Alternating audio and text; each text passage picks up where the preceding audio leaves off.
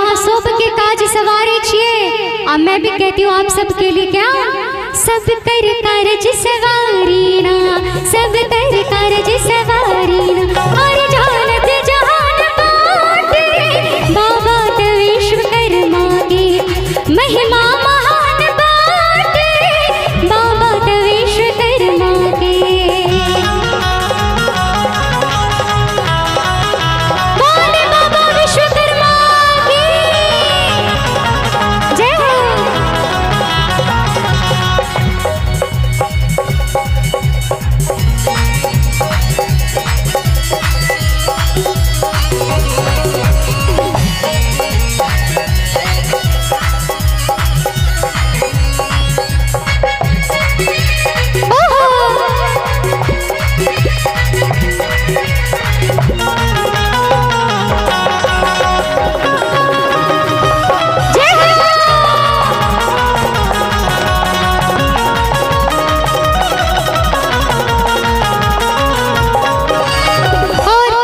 माना जाता है, कहल जाए जिस संसार में हर एक चीज विद के निर्माण बाबा विश्वकर्मा जी के लिए है। तो कहे बड़ा सुंदर संभाव में, मूर्ति बनावे के शक्ति इनकी कृपा से होला।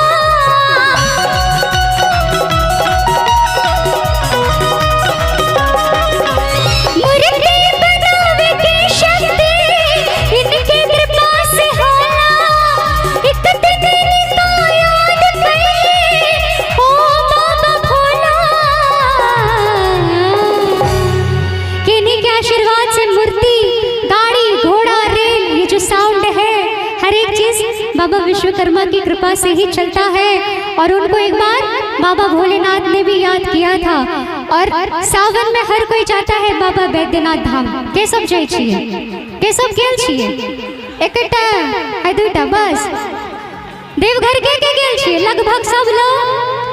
तो मानल जाए छे जे एके रात में बाबा विश्वकर्मा जोकरा बनेने छै, ओना हम सुनने छिए बड़े बुजुर्ग से।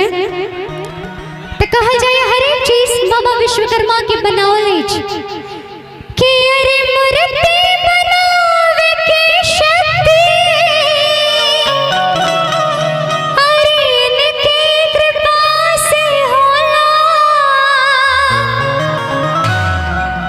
एक दिन याद कइले कि शिव शंकर बाबा भोला,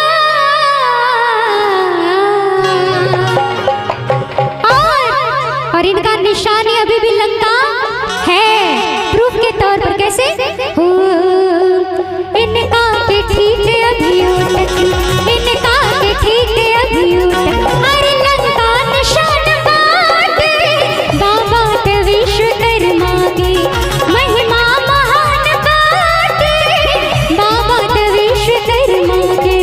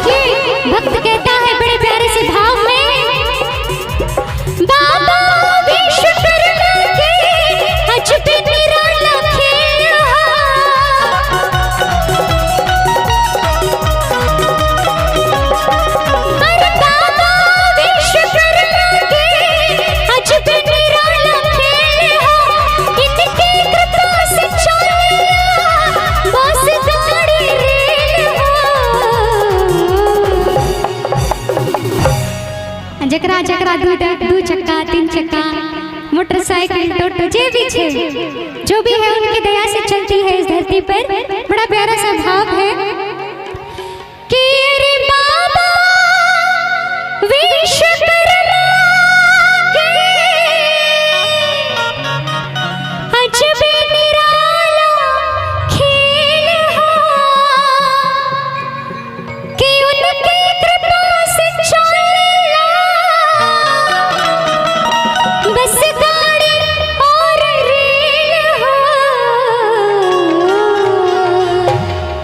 और इंद्र जी का जो विमान है स्वर्ग लोक में उसको पुष्पक विमान कहा जाता है कि उनकी कृपा से ऊपर में, उनकी कृपा से अंबर में, अरे पूरक विमान बाटे बाबा विश्वकर्मा की महिमा महान बाटे बाबा विश्वकर्मा।